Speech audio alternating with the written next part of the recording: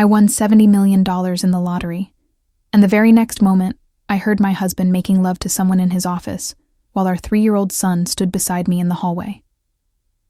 Let me tell you how I got here and what I did next, because this story is about to take you through the most insane 24 hours of my entire life. My name is Emma Carter, and I'm 32 years old. I live in Austin, Texas, where the summer heat makes the pavement shimmer like water, and the air conditioning bill costs more than groceries. I've been married to Derek for 6 years now, and we have a beautiful little boy named Mason who just turned 3 last month. Derek works as a financial consultant at a mid-sized firm downtown, the kind of place with glass walls and expensive coffee machines in every corner. I used to work as a pediatric nurse before Mason was born, but I've been staying home with him since then, trying to be the kind of mother who bakes cookies and reads bedtime stories and keeps everything running smoothly while Derek climbs the corporate ladder.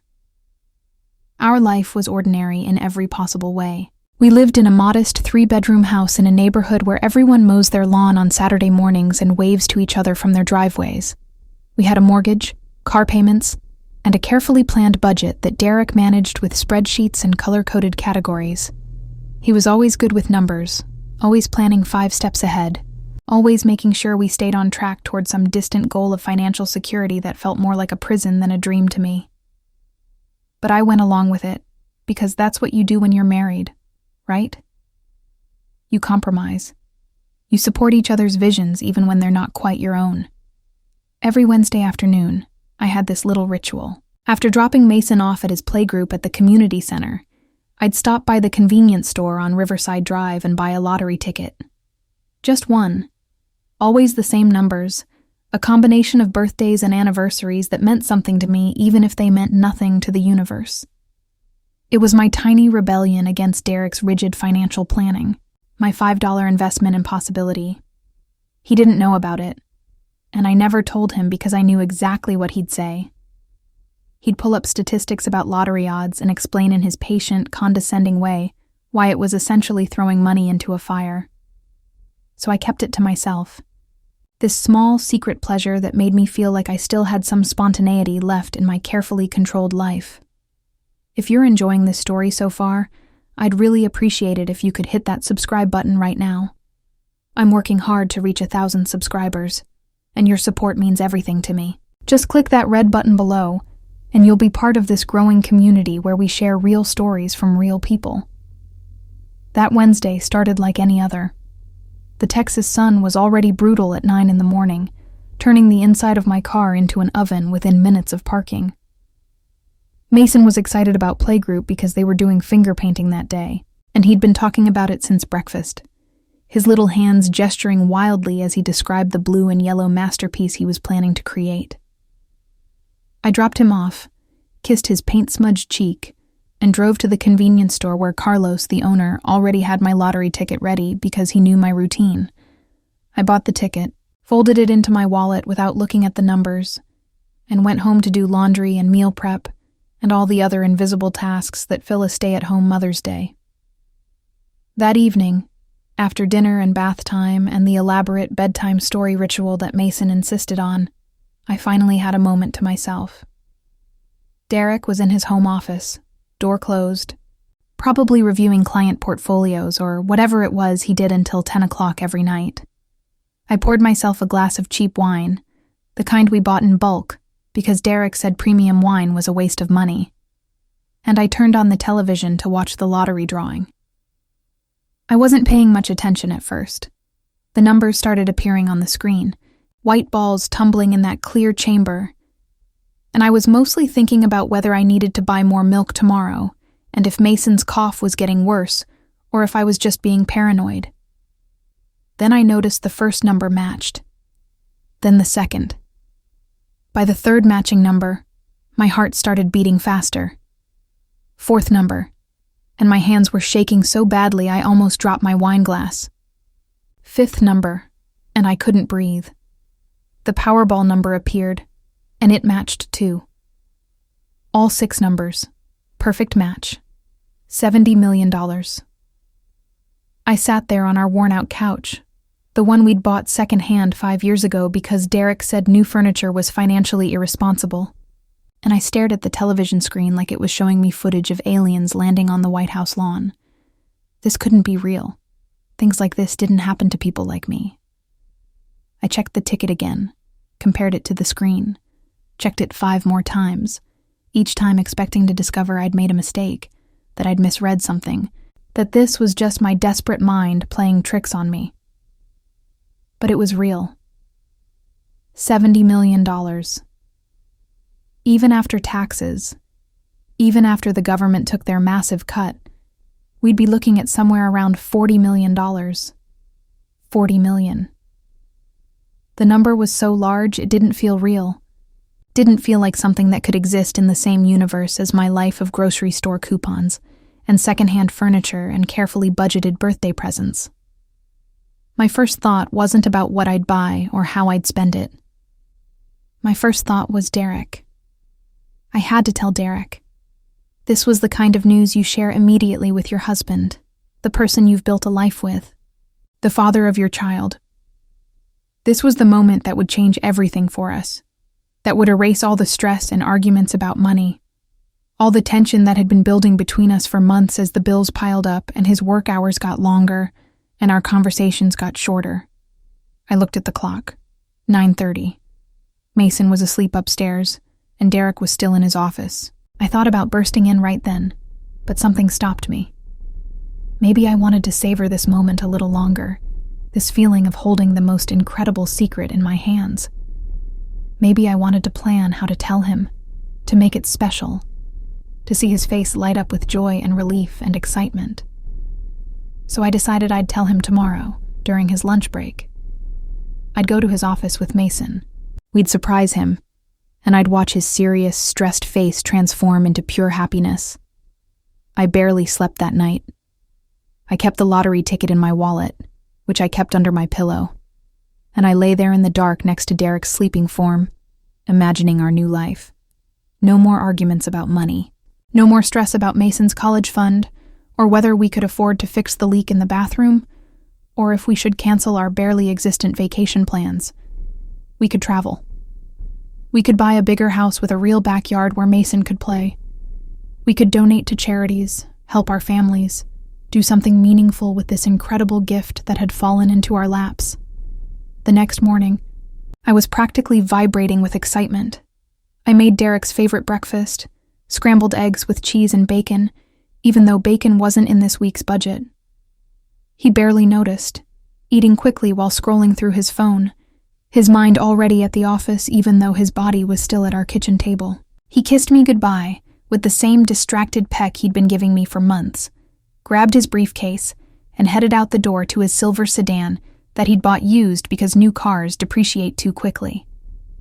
I spent the morning in a daze, going through the motions of caring for Mason while my mind spun with plans and possibilities.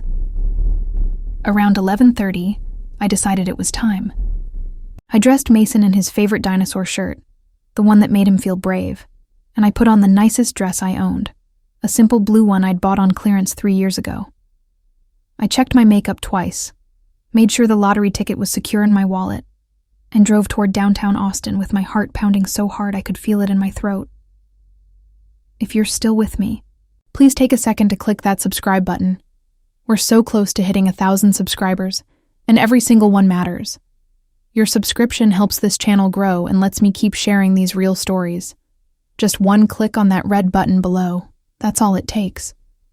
Derek's office building was one of those modern glass structures that reflected the harsh Texas sunlight, all clean lines and expensive landscaping.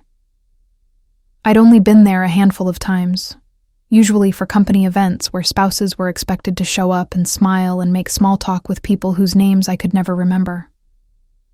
I parked in the visitor lot, unbuckled Mason from his car seat, and held his small hand as we walked through the lobby with its marble floors and abstract art that probably cost more than our annual income. The receptionist, a young woman named Ashley with perfect makeup and a professional smile, recognized me and waved us through. I headed toward the elevators, Mason chattering beside me about the tall building and how many floors it had and whether Daddy's office had windows that could see the whole city. We rode up to the 8th floor, where Derek's firm occupied the entire level, a maze of cubicles and conference rooms and corner offices for the partners. Derek's office wasn't a corner office, but it had a door and a window, which he'd told me was a sign of his rising status in the company. I'd been proud of him for that, proud that his hard work was being recognized even if it meant he spent less time at home. As Mason and I walked down the carpeted hallway, passing colleagues who smiled politely without really seeing us, I could feel the lottery ticket in my wallet like it was burning through the fabric, demanding to be revealed. Derek's office was at the end of the hall. The door was closed, which was unusual because he usually kept it open unless he was in a meeting. I thought maybe he was on a phone call with a client, something important that required privacy. I didn't want to interrupt, so I slowed down, planning to wait until he was finished. Mason was tugging on my hand, excited to see his daddy, making little impatient noises that 3-year-olds make when they have to wait for something they want. That's when I heard it. A sound coming from behind Derek's closed door. At first, I thought I was imagining it, that my mind was playing tricks on me because the sound was so out of place, so impossible in this context. But then I heard it again, clearer this time, a woman's voice, making a sound that was unmistakable in its meaning. A moan, low and breathy and intimate. And then Derek's voice, saying something I couldn't make out, but his tone was gentle and warm in a way I hadn't heard directed at me in months. I stood there in that hallway, holding my 3-year-old son's hand, with $70 million in my wallet, and my entire world crumbling around me. The sounds continued, getting more obvious, more explicit. There was no mistaking what was happening behind that closed door. My husband, the man I'd spent 6 years building a life with, the father of the child standing beside me, was having sex with someone in his office in the middle of a Thursday afternoon. Mason looked up at me with his big brown eyes, Derek's eyes, and asked in his innocent 3-year-old voice, "Mommy, why we stoppin'? I want to see Daddy." I couldn't speak. My throat had closed up completely. My hand was gripping his so tightly I was probably hurting him, but I couldn't seem to loosen my fingers. The sounds continued, and now I could hear the unmistakable rhythm, the creaking of furniture, the whispered words that lovers share. Something inside me shattered in that moment. Not just my heart, though that was definitely breaking into pieces that I knew would never quite fit back together the same way. Something deeper than that. Some fundamental belief I'd held about my life, about my marriage, about who Derek was and who I was, and what we were building together. It all dissolved in the space of those few seconds, replaced by a cold, clear understanding that everything I'd thought was real had been a carefully constructed lie. I don't know how long I stood there. It might have been seconds or minutes. Time had stopped meaning anything. Mason tugged on my hand again, harder this time, his voice rising with that edge of whining that meant he was about to have a meltdown if we didn't move soon. The sound snapped me back into my body, into the present moment, into the horrible reality of what was happening. I needed to get Mason out of there.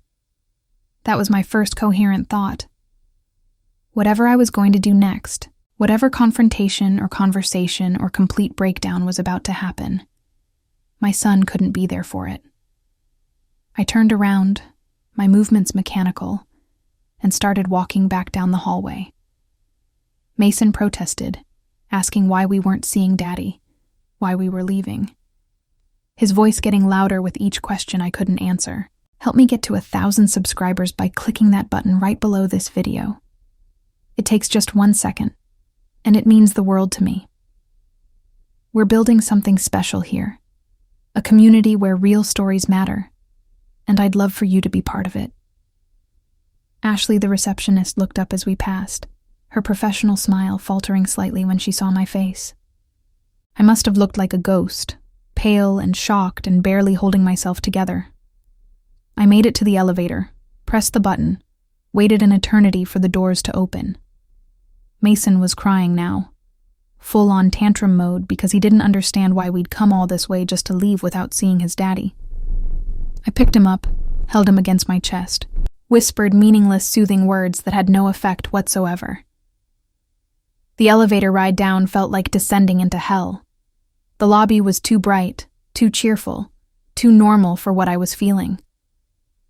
I carried Mason out to the parking lot, buckled him into his car seat while he screamed and kicked, and then I sat in the driver's seat and stared at the steering wheel and tried to figure out what to do next. I couldn't go home. The thought of going back to that house, to that life, to all those ordinary routines that had just been revealed as a complete sham, was unbearable. I couldn't confront Derek right now, not with Mason in this state, not when I was barely holding myself together. So I did the only thing I could think of. I drove to my best friend Rachel's house. Rachel and I had been friends since college. She was the kind of person who told you the truth even when you didn't want to hear it, who showed up at 3 a.m. if you needed her, who knew all your secrets and loved you anyway. She lived in a small apartment on the east side of Austin, a cozy space filled with plants and books and the smell of whatever essential oil she was currently obsessed with. I'd called her from the car, my voice shaking so badly I could barely form words, and she'd immediately told me to come over, that she'd be waiting. When I arrived, she took one look at my face and pulled me into a hug. Mason had calmed down during the drive, exhausted from his tantrum, and Rachel scooped him up and settled him in front of her television with a cartoon and a snack. Then she led me to her kitchen table, made me tea I didn't drink, and waited for me to explain. I told her everything. About the lottery ticket, about the $70 million, about going to Derek's office to surprise him with the news, about the sounds I'd heard through his closed door. The words came out in a jumbled rush, and I started crying halfway through. The kind of ugly crying where you can't breathe and your face gets all splotchy and you don't care because the pain is too big to contain. Rachel listened without interrupting, her face growing darker with each detail. When I finished, she was quiet for a long moment, and then she said something I'll never forget. She said, "Emma, you need to think very carefully about what you do next, because you're holding all the cards now. He doesn't know about the money. He doesn't know that you know about his affair. You have information and resources he doesn't even know exist. Don't waste that advantage by acting on emotion. Be smart." Her words cut through the fog of pain and betrayal I was swimming in. She was right. Derek had no idea I'd won the lottery. He had no idea I'd discovered his affair. I had complete control over how this situation unfolded, and I needed to use that control wisely. The old Emma, the one who'd existed just a few hours ago, would have confronted him immediately, would have demanded explanations and apologies, would have probably ended up forgiving him because that's what good wives do, right? They work through problems. They keep families together. But the new Emma, the one who'd been born in that hallway listening to her husband betray her, didn't care about being a good wife anymore. The new Emma cared about protecting herself and her son. The new Emma understood that sometimes love isn't enough, that sometimes the person you trust most in the world is the person who hurts you worst. Please subscribe to the channel if you're finding this story compelling. We're almost at 1,000 subscribers, and your support means everything. Just click that red subscribe button and join our community of people who believe in sharing real, unfiltered stories. Rachel and I spent the next few hours planning. She's a lawyer, specializing in family law, so she knew exactly what I needed to do to protect myself legally. First, we needed to document everything. I needed to go back to Derek's office and confirm what I'd heard, preferably with some kind of evidence that would hold up in divorce proceedings. Second, I needed to secure the lottery ticket and make sure the money was claimed properly. Third, I needed to consult with a divorce attorney, someone Rachel knew and trusted, before Derek had any idea what was coming. The plan was clear.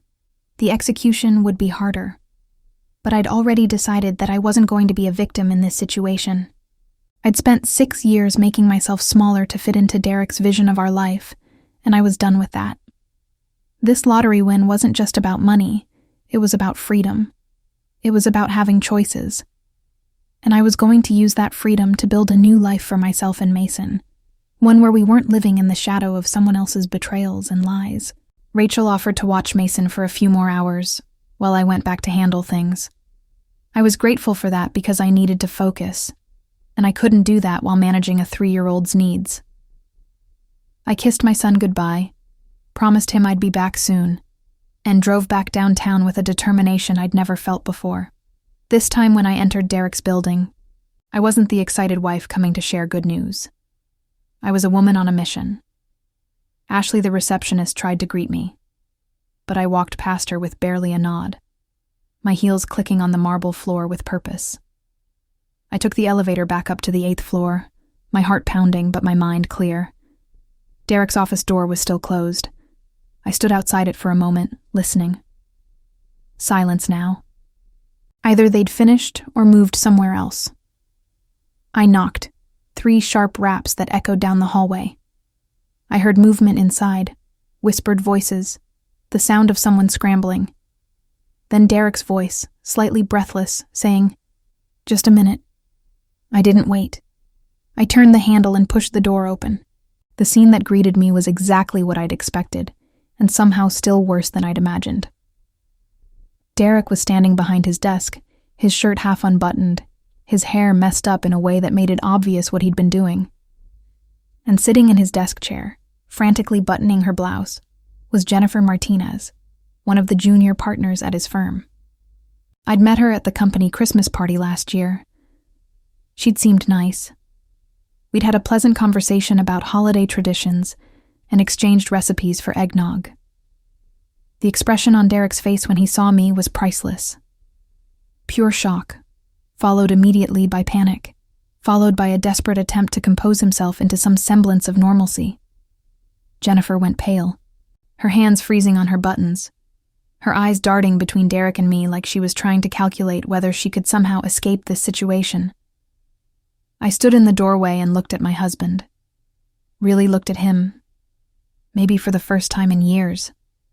I saw a man who'd become a stranger, who'd been lying to me for who knows how long, who'd been building a secret life right under my nose while I made his breakfast and raised his child and supported his career. I felt nothing. No anger, no sadness, just a cold emptiness where my feelings for him used to be. "Emma," he started, his voice cracking slightly. "This isn't what it looks like." I almost laughed. That line, that ridiculous cliché that cheaters always use when they're caught red-handed. As if there was some innocent explanation for why he was half undressed in his office with another woman in the middle of a workday.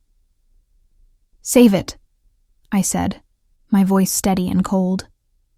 "I'm not interested in your explanations or your excuses. I came here to tell you that I'm filing for divorce. My lawyer will be in touch with you tomorrow with the paperwork. You can communicate with me through her from now on. I'll be moving out of the house with Mason today." The words came out smooth and practiced because Rachel and I had rehearsed them. Derek's face went from panic to confusion to something that looked almost like relief. Jennifer had finished buttoning her blouse and was edging toward the door, clearly desperate to escape this nightmare scenario. I stepped aside to let her pass, and she practically ran down the hallway, her heels clicking frantically against the floor. Make sure to subscribe to the channel if you haven't already. We're building a community here of people who share real experiences, and I'd love for you to be part of it. Just hit that subscribe button below and help us reach our goal of 1,000 subscribers. Derek found his voice. "Emma, please let's talk about this. Let's go somewhere private and discuss this like adults. You can't just walk in here and announce you're leaving me based on one misunderstanding." Misunderstanding. That word made something crack in my carefully maintained composure. "A misunderstanding?" I repeated, my voice rising slightly. "I heard you through the door, Derek. There's no misunderstanding here. You've been cheating on me, probably for months, maybe longer. Don't insult my intelligence by trying to pretend otherwise." He had the audacity to look hurt. "It's not like that. Jennifer and I, we just connected. You've been so distant lately, so focused on Mason, and I've been under so much pressure at work. It just happened." The excuses kept coming, each one more pathetic than the last. I let him talk, watching him dig himself deeper, until finally I held up my hand. "I don't care," I said simply. "I don't care about your reasons or your justifications. You made a choice, and now I'm making mine. We're done." I turned to leave, but Derek's voice stopped me. "What about Mason? What about our son? You can't just take him away from me." I looked back at him, and for the first time, I let him see some of the anger I was feeling. "Watch me," I said. "You should have thought about your son before you decided to sleep with someone else in your office. You should have thought about him every time you chose to betray your family. But you didn't, did you? You only thought about yourself." I left before he could respond, walking down that hallway for what I knew would be the last time, leaving behind 6 years of marriage and all the dreams and plans we'd made together. It should have felt devastating. Instead, it felt like liberation. I went straight to the bank from Derek's office. Rachel had advised me to open a new account in my name only before doing anything else. I couldn't claim the lottery money yet. That would take a few days of processing, but I could secure my existing funds and make sure Derek didn't have access to them. I moved half of our joint savings into my new account, exactly what I was legally entitled to, and closed our joint credit cards. Then I went to the lottery office, a nondescript government building on the outskirts of Austin, and filed my claim. The woman who processed my ticket was professionally polite, but couldn't quite hide her excitement. $70 million winners didn't walk through her door every day. She explained the process, the timeline, the various options for how I could receive the money. I chose the lump sum payment rather than annual installments. After taxes, it would be about $42 million. $42 million. The number still didn't feel real. The money would be transferred to my account within a week, she told me. In the meantime, I needed to sign various documents, provide identification, agree to the publicity requirements. My name and the amount would be public record. There was no way to claim anonymously in Texas. That meant Derek would find out about the money eventually, but by then, I'd have legal protection in place. From the lottery office, I went to meet with Rachel's recommended divorce attorney, a sharp-eyed woman named Margaret Thompson, who'd been practicing family law for 25 years. She listened to my story without visible reaction, taking notes on a yellow legal pad, asking clarifying questions at key points. When I finished, she leaned back in her chair and smiled. "You have an extremely strong case," she said. "Adultery, evidence of betrayal, and most importantly, a lottery win that occurred before you filed for divorce. In Texas, lottery winnings during marriage are generally considered community property, but there are ways to protect the majority of it, especially given his infidelity and the fact that you're filing immediately. We can argue that the marriage was effectively over before you even claimed the ticket, which it was. We can also push for full custody of your son given your husband's behavior and his prioritization of his affair over his family." She outlined the strategy, the timeline, the likely outcomes. It would take months, maybe longer if Derek decided to fight. But Margaret was confident that I'd come out of this with my son, my money, and my freedom intact. That was all I wanted. By the time I left Margaret's office, it was evening. The Texas sky was doing that thing it does at sunset, turning shades of orange and pink and purple that look almost unreal. I picked up Mason from Rachel's place, thanking her profusely for everything she'd done. He'd had a great afternoon playing with Rachel's cat and eating pizza, completely oblivious to the fact that his parents' marriage had just imploded. I drove to a hotel, a nice one with a pool that I knew Mason would love. I'd spent most of my adult life pinching pennies and denying myself small pleasures, because Derek said we needed to save for the future. Well, the future was here, and it was mine to shape however I wanted. I booked a suite with a king bed and a pull-out couch, and I let Mason jump on the beds and order room service and watch cartoons past his bedtime because none of the old rules applied anymore. That night, After Mason fell asleep with his favorite stuffed dinosaur clutched in his arms, I sat by the window and looked out at the Austin skyline. Somewhere out there, Derek was probably panicking, trying to figure out his next move, maybe calling lawyers of his own. Jennifer was probably terrified about what this would mean for her career, but their problems weren't my concern anymore. If you've stuck with this story, please hit that subscribe button now. We're so close to 1,000 subscribers, and your support helps this channel grow. Click that red button below and be part of our community. My phone had been buzzing all evening with calls and texts from Derek. I'd turned off notifications hours ago, but curiosity finally got the better of me. I opened my messages and scrolled through them. They started with anger and accusation, progressed to desperate pleas for me to reconsider, to talk to him, to give him a chance to explain. The most recent one, sent just 10 minutes ago, said, "Please, Emma, I love you. We can work through this. Think about Mason." I deleted the messages without responding.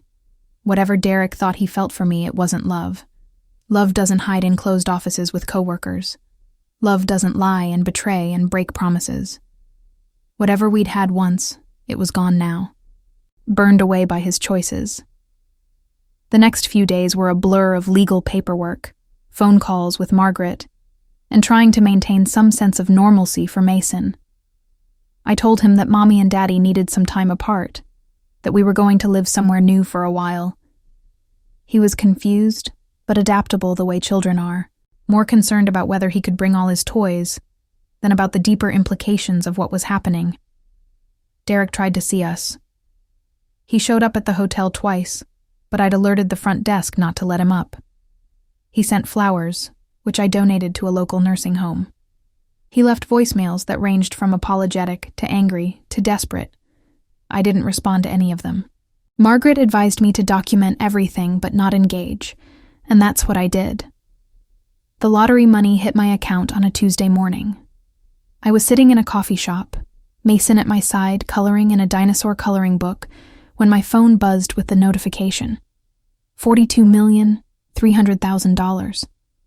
I stared at the number for a long time, trying to make it feel real. With that money, I could do anything, go anywhere, be anyone. The possibilities were endless and overwhelming. My first purchase with the money was a house. Not a mansion, not some ostentatious display of wealth, but a comfortable 4-bedroom home in a good school district on the west side of Austin. It had a big backyard with mature oak trees, a covered porch perfect for morning coffee, and a sense of peace that our old house had never had.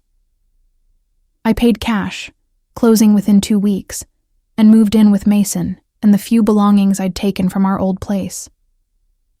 Derek found out about the lottery win when the news became public. The State Lottery Commission issued a press release, as they always did for big winners, and local news stations picked up the story. "Austin woman wins $70 million jackpot," the headlines read, accompanied by the photo they'd taken of me at the lottery office, holding one of those oversized novelty checks and smiling a smile that didn't quite reach my eyes. Derek's reaction was immediate and predictable. He amended his divorce filing, demanding half of the lottery winnings as community property. Margaret had expected this and was ready. We'd already filed extensive documentation showing that the marriage had been irretrievably broken before the ticket was even purchased, that Derek's adultery had effectively ended the marriage regardless of legal filing dates. The custody battle was harder. Derek argued that he was a devoted father, that Mason needed both parents, that I was being vindictive by trying to keep them apart. But we had evidence of his priorities. We had testimony from coworkers who'd known about the affair, who'd seen Jennifer leaving his office at odd hours, who could establish a pattern of behavior that showed Derek putting his personal desires above his family responsibilities. Hit that subscribe button if you're invested in this story. Every subscription helps us grow and brings us closer to our goal of 1,000 subscribers. Your support matters, and it takes just one click. The divorce proceedings dragged on for 7 months. 7 months of legal wrangling, of negotiations and mediations, of Derek's lawyers trying to paint me as a gold digger who was using the lottery win to punish her husband for one mistake. 7 months of having every detail of my marriage examined and picked apart by strangers. 7 months of Mason asking when Daddy was coming home. Of me trying to explain in age-appropriate terms why Mommy and Daddy couldn't live together anymore. But Margaret was brilliant. She documented everything, built an airtight case, and never let Derek's legal team gain any ground. In the end, the judge ruled in my favor on almost every point.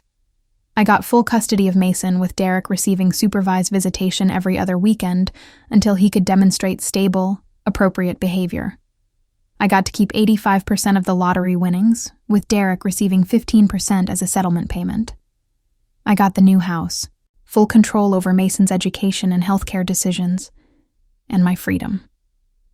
The day the divorce was finalized, I took Mason to the park.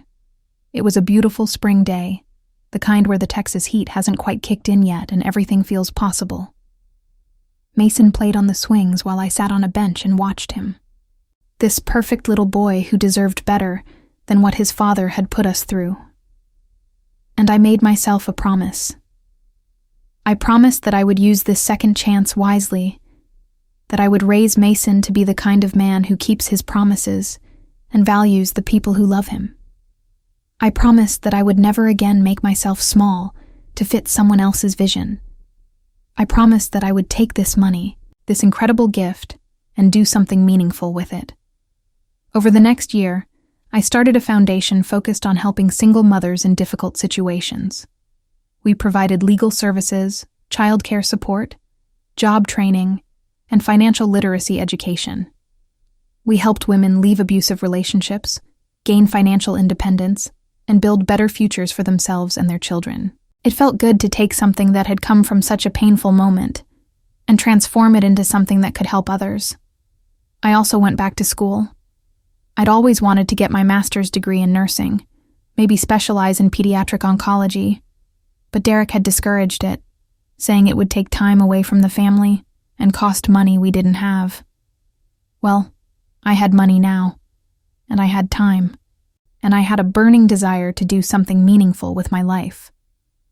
So I enrolled in a program at the University of Texas, took classes while Mason was at school, and threw myself into learning with an intensity I hadn't felt since my 20s. Mason adjusted better than I'd hoped. He loved our new house, made friends in the neighborhood, started preschool at a wonderful little place run by a former teacher who'd turned her passion into a business. He saw Derek every other weekend, and while those visits were sometimes difficult, with Mason coming home confused or upset by things Derek had said, we worked through it together. I got him a child therapist, a kind woman named Dr. Sarah Chen, who specialized in helping kids process divorce and family changes. Derek remained bitter. He tried several times to challenge the custody arrangement, claiming I was poisoning Mason against him, or that his supervised visits were unnecessary. Each time, Margaret shut him down with documentation of inappropriate behavior, missed visit times, or concerning things he'd said to Mason. Eventually, Derek seemed to accept his reduced role in his son's life, though he never stopped resenting me for what he saw as my vindictive use of the lottery money. I ran into Jennifer Martinez once, about a year after the divorce. We were at a grocery store, of all places, both of us reaching for the same brand of pasta. She recognized me immediately, and the color drained from her face. For a moment, we just looked at each other. These two women whose lives had intersected in the worst possible way. Please subscribe to help us reach 1,000 subscribers. It's a simple click that makes a huge difference. We're sharing real stories from real people, and your support keeps this channel going. Emma, she said quietly, I don't expect you to forgive me, but I want you to know that I'm sorry. What Derek and I did was wrong, and I've regretted it every day since. I looked at her, this woman who'd helped destroy my marriage, and I felt nothing. Not anger, not hatred, not even satisfaction at seeing her obvious discomfort. Just emptiness where those feelings should be. I appreciate you saying that, I told her. But honestly, you did me a favor. If you hadn't been there, it would have been someone else eventually. Derek showed me who he really was, and that gave me the chance to build something better. She nodded, tears in her eyes, and walked away. I never saw her again. Mason turned 5, then 6, and with each year, the shadow of that terrible day in his father's office building faded a little more. He became a bright, curious boy who loved dinosaurs and building elaborate structures with blocks and asking endless questions about how things worked. He had Derek's eyes and his analytical mind, but he had my empathy and my determination. Watching him grow into his own person was the greatest joy of my life, better than any amount of money could ever be. Derek eventually moved on too, though I only heard about it through Mason's occasional mentions. He'd started dating someone new, a woman who worked in his building but not at his firm. Mason seemed to like her well enough. Said she was nice and made good cookies. I was glad for that. Whatever anger I'd felt toward Derek had long since cooled into indifference, and I wanted Mason to have positive relationships in his life, even if one of them was with his father's new girlfriend. The foundation I'd started grew beyond anything I'd imagined. We helped over 300 women in the first 2 years, providing services that literally saved lives. I heard stories of women who'd escaped violent relationships, who'd gained the skills and confidence to support themselves and their children, who'd found hope in situations that had seemed hopeless. Every thank you letter I received, every success story I witnessed, felt like validation that I'd used the lottery money the way it was meant to be used. My master's program was challenging but rewarding. I loved being back in an academic environment, loved pushing myself intellectually, loved working with professors who treated me like a colleague rather than a subordinate. I did clinical rotations at the Children's Hospital, working with kids fighting cancer and other serious illnesses. And I found my calling in those bright rooms where bravery wore footy pajamas and hope came in IV bags. About 2 years after the divorce, I met someone. His name was Marcus, and he was a social worker who'd partnered with my foundation to provide counseling services to the families we helped. He was kind and patient, and had no interest in my money beyond appreciating the good it could do. He loved Mason from the start, played dinosaurs with him and read him bedtime stories, and never tried to replace Derek, but simply added another positive presence to my son's life. Marcus and I took things slowly. I wasn't ready to rush into anything, wasn't ready to trust someone with my heart again so soon after it had been broken. But he was patient with my hesitations, understood my fears, and proved through consistent actions that he was worthy of trust. We dated for over a year before I even introduced him to Mason, and another 6 months before we moved in together. If you're enjoying this journey, please don't forget to subscribe. We're working hard to build a community of 1,000 subscribers who appreciate real, honest storytelling. Just click that button below and join us. Mason loved Marcus immediately, which both terrified and relieved me. I watched them together, Marcus teaching my son to ride a bike without training wheels, both of them laughing as Mason wobbled and crashed and got back up to try again. I saw the way Marcus celebrated Mason's victories and comforted his defeats, the way he remembered the little details that mattered to a child, like which flavor of ice cream was the favorite this week, or which stuffed animal absolutely had to be at bedtime. Derek was less enthusiastic about Marcus's presence in Mason's life. He filed a motion claiming I was introducing unstable influences into our son's environment, that Mason was confused by having another male figure, that I was moving too fast. The judge was unimpressed, noting that Marcus had undergone background checks for his work with vulnerable populations, and that Mason's therapist reported the child was thriving. By the time Mason turned 7, our new life felt established and real. We had routines and traditions, inside jokes and favorite places. We took vacations to places I'd only dreamed about before, not to show off wealth, but to give Mason experiences and memories. We visited the Grand Canyon and stood at the edge of something impossibly vast, talking about geology and time and how small we were in the scope of the universe. We went to the Smithsonian Museums in Washington, D.C., and spent hours in the Natural History Museum. Mason pressed against the glass displays of dinosaur skeletons. His face lit up with wonder. I graduated with my master's degree on a sunny May afternoon, walking across the stage to receive my diploma, while Marcus and Mason cheered from the audience. Mason had made me a construction paper card that said, "Congrats, Mom," in his careful 7-year-old handwriting, decorated with drawings of dinosaurs wearing graduation caps. It was the best gift I'd ever received. I started working at the Children's Hospital part-time, 3 days a week in the oncology unit. The work was heartbreaking and beautiful, and exactly what I was meant to do. I held the hands of scared children and exhausted parents, explained procedures in gentle terms, celebrated victories and mourned losses. I came home drained but fulfilled in a way my old life had never fulfilled me. The foundation continued to grow. We expanded to offer services in 3 other Texas cities, helping more families every month. I hired a full-time director to handle day-to-day operations, someone brilliant and passionate who shared my vision of creating real, lasting change. I stayed involved, but stepped back from the details, trusting others to carry forward the mission we'd built together. Derek's resentment never quite faded, but it became background noise rather than a constant presence. He maintained his every other weekend visits with Mason, sometimes showing up late or calling to reschedule, but mostly keeping his commitments. Mason came home from these visits with stories about movies they'd watched or restaurants they'd eaten at, and I listened and encouraged him to enjoy his time with his father, even as I privately noted Derek's continued focus on entertainment over genuine connection. One evening when Mason was 8, he asked me the question I'd been dreading and preparing for since the day I'd heard those sounds in Derek's office. We were sitting at the kitchen table, working on his math homework, when he suddenly looked up and said, "Mom, why did you and Dad get divorced?" I'd practiced this conversation in my head dozens of times, consulted with Dr. Chen about how to handle it, read books about explaining divorce to children.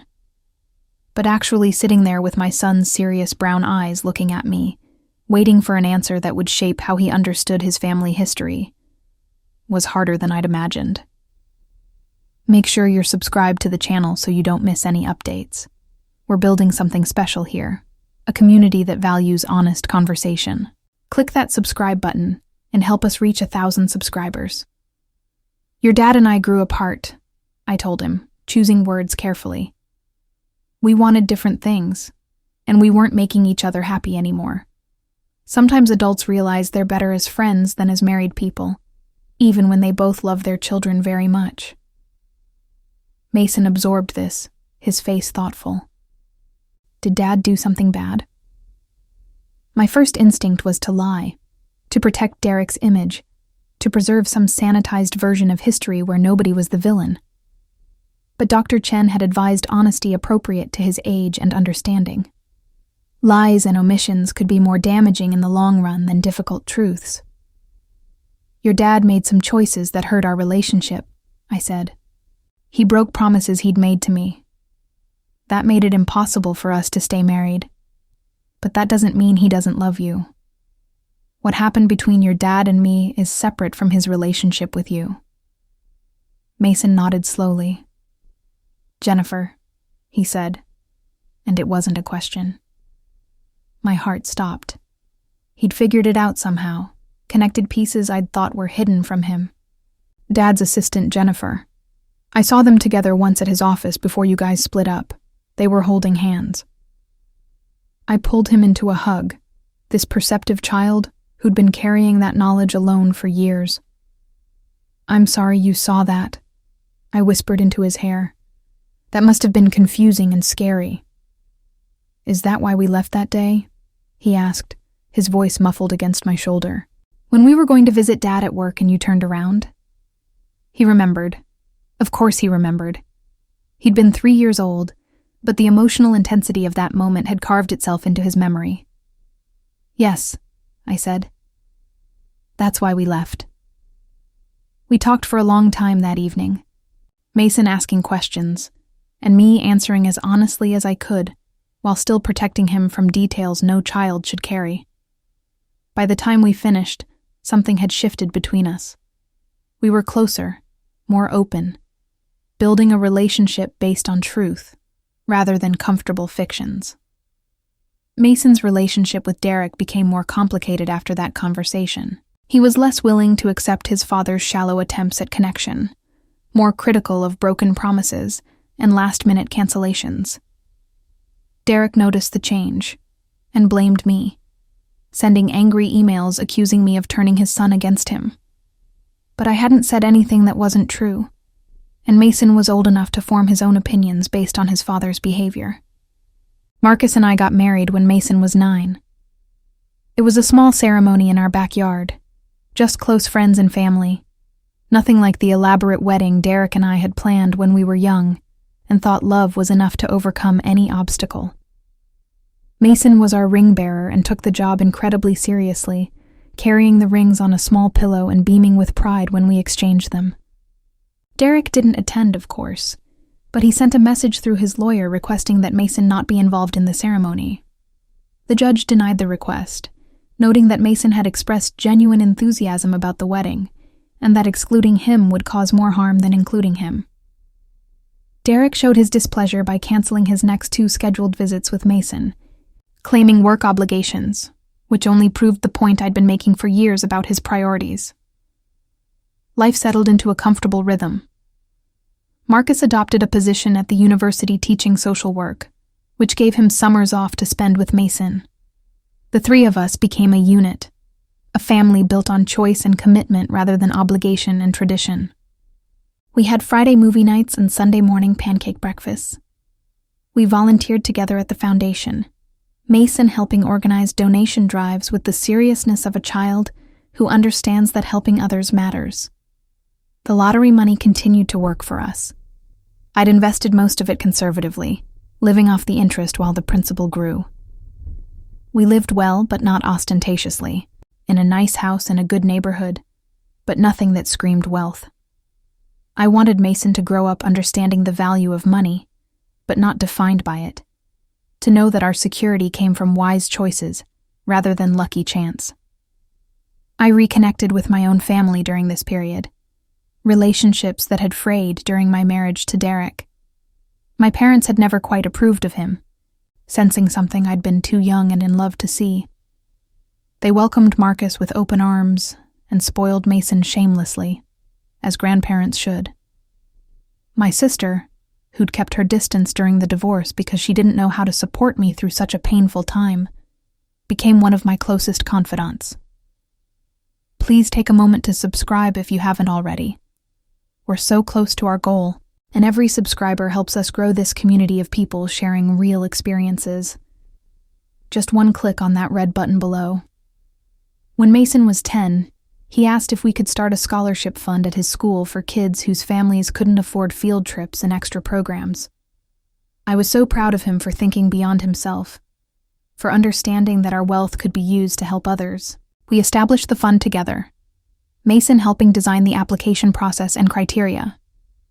Watching him interview candidates with Marcus's help, asking thoughtful questions about their interests and goals, I saw the man he was becoming, and he was better than I'd ever dared hope. Derek reached out occasionally, usually when he wanted something. He'd lost his job at the financial firm, the affair with Jennifer having damaged his professional reputation more than I'd realized. He'd struggled to find equivalent work, bouncing between smaller firms, his career trajectory permanently altered by his choices. He asked for money a few times, claiming it was for Mason's benefit, but I refused. I paid for everything Mason needed directly, generous with expenses related to his education and activities, but I wasn't going to fund Derek's lifestyle. The most difficult moment came when Mason was 11, and Derek showed up at our house drunk, demanding to see his son outside of the scheduled visitation time. Marcus called the police while I kept Derek outside, away from Mason, who was doing homework in his room. Derek ranted about how I'd stolen his life, his money, his son, how none of this was fair. The police arrived and escorted him away, and I filed for a modification of the custody arrangement, requesting that Derek undergo substance abuse evaluation before resuming visits. The evaluation revealed what I'd suspected. Derek had been drinking heavily, using alcohol to cope with the collapse of the life he'd built. He wasn't an alcoholic, the evaluator determined, but he was engaging in problematic drinking that could escalate. The judge ordered Derek to complete a treatment program and attend AA meetings before resuming visits, and those visits would remain supervised until he demonstrated 6 months of sobriety. Mason handled it with more grace than I expected. He was disappointed but not surprised, which broke my heart. No child should be unsurprised by their parents' failures. But he had Marcus as a model of responsible adulthood, and he had me, and he had a community of people who loved him and showed up consistently. He was going to be okay. Derek completed the treatment program and earned back his unsupervised visits, though by that point, Mason was 12 and starting to have his own opinions about how he spent his time. He saw Derek less frequently, choosing to spend weekends with friends or at school activities, rather than making the trip to his father's apartment. Derek complained but couldn't force a 12-year-old to want to spend time with him. By the time Mason was 13, the lottery win that had changed everything felt like ancient history. It had been 10 years since that Wednesday afternoon when I'd bought a ticket at Carlos's convenience store. 10 years since I'd heard those sounds in Derek's office. 10 years since my life had split into before and after. Mason was thriving, a bright teenager interested in science and social justice, planning to follow Marcus into social work, or maybe become a doctor who worked with underserved populations. He was kind and thoughtful and still loved dinosaurs, even though he was too old to admit it to his friends. He called Marcus Dad sometimes, which had prompted another legal battle with Derek that Derek lost, because the judge noted that Mason was old enough to decide what he called the adults in his life. The foundation had helped over 2,000 families by that point, providing millions of dollars in services and support. We'd been featured in news articles and nonprofit journals, held up as an example of effective charitable work. I gave talks at conferences, sharing what we'd learned about helping families in crisis, and I always told the truth about where the money came from. I won the lottery, I'd say, on the same day I discovered my marriage was over, and I decided to turn that pain into something meaningful. Subscribe to the channel to stay updated with our stories. We're building a community of real voices sharing real experiences, and we'd love to have you as part of it. Just click that subscribe button below. Looking back now, 15 years after that afternoon in Derek's office building, I can see how everything had to happen exactly the way it did. If I hadn't bought that lottery ticket, I might have stayed with Derek, might have accepted his affair as a mistake to be forgiven, might have spent decades in a marriage that made me smaller and less than I was meant to be. If I hadn't discovered his betrayal when I did, before he knew about the money, I might not have had the clarity and advantage I needed to protect myself and Mason. The money was life-changing, but it wasn't the most important thing I gained that day. What I gained was agency. The understanding that I didn't have to accept a life I hadn't chosen, that I could take terrible circumstances and transform them into something better. I gained the knowledge that I was stronger than I'd believed, capable of more than I'd imagined, worthy of better than I'd been settling for. Derek and I exist in each other's orbits now, connected by Mason, but otherwise separate. I hear he's gotten remarried, someone he met in AA, and I hope he's happy. I genuinely do. Not because I've forgiven him exactly, but because my happiness isn't contingent on his misery. I built something beautiful from the ruins of our marriage, and his struggles don't diminish that. Mason is 15 now, starting to think about college, talking about his future with the confidence of a child who's been told he can be anything. He knows the whole story now, all the details I'd protected him from when he was younger. He knows about the lottery, about Derek's affair, about the choices I made in the aftermath. And he tells me he's proud of me, this teenage boy who towers over me now, for turning something terrible into something good. Marcus and I have been married for 6 years, and our relationship is nothing like what I had with Derek.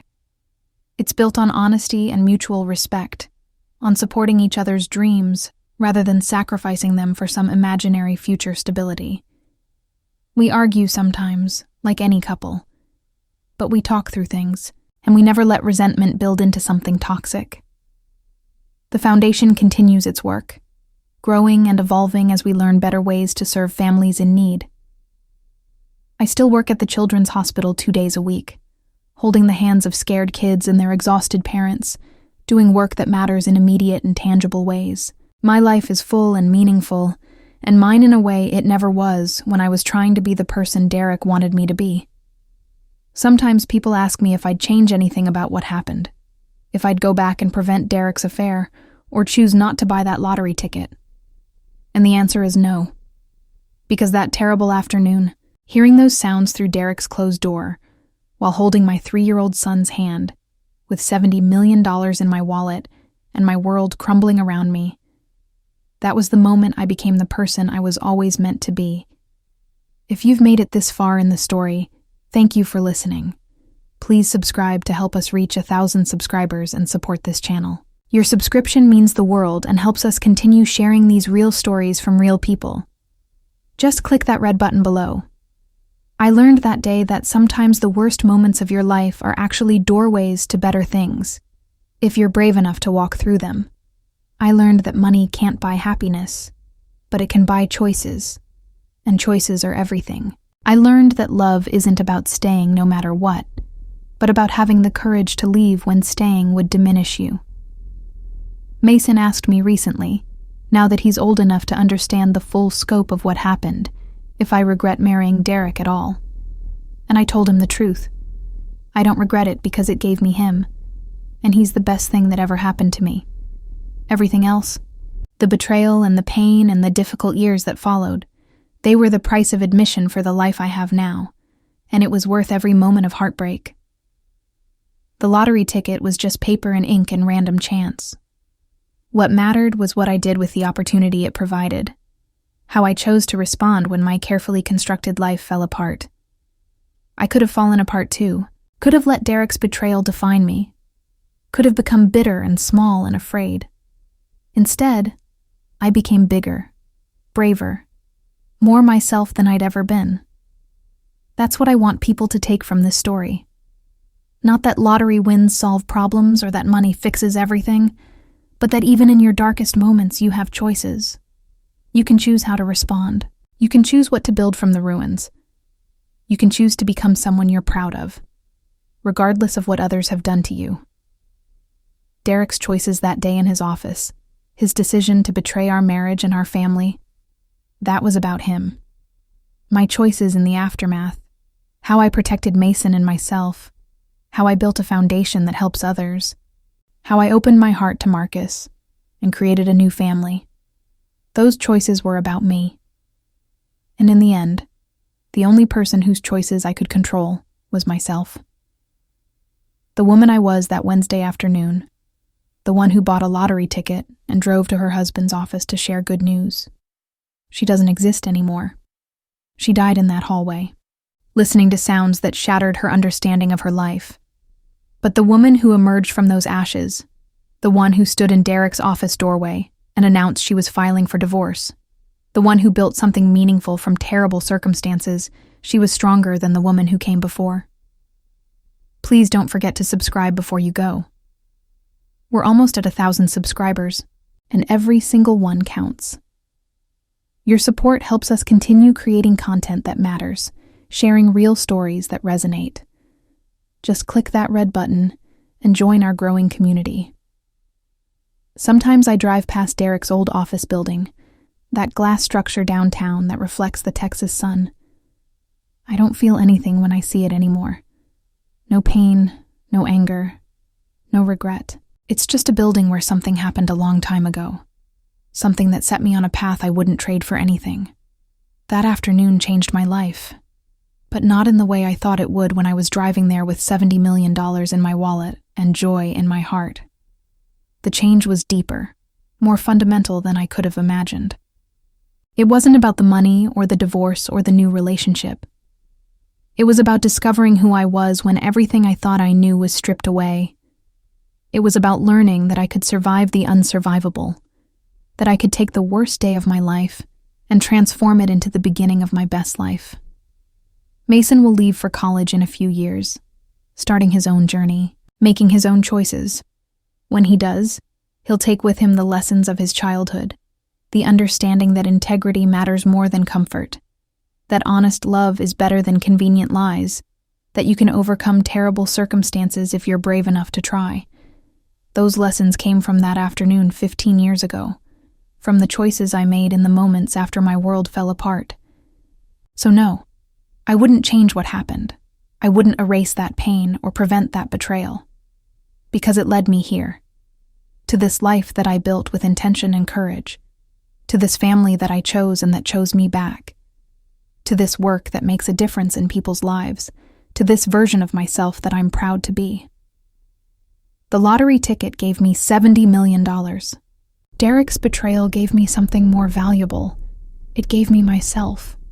And that, at the end of everything, is the real story. Not about money or betrayal or dramatic confrontations in office buildings, but about a woman who discovered her own strength in the worst possible moment and used it to build something beautiful.